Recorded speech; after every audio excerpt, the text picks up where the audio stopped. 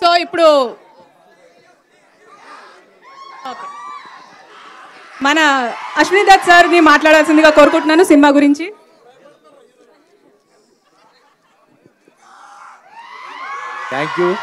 Thank you very much.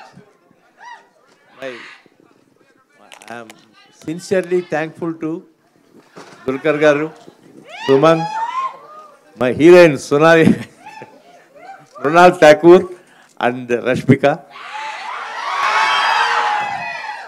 Because చాలా hard టైమ్స్లో ఫుల్గా కరోనా ఉన్న ఫుల్ టైంలో Kashmir, Gujarat, Himachal Pradesh and above all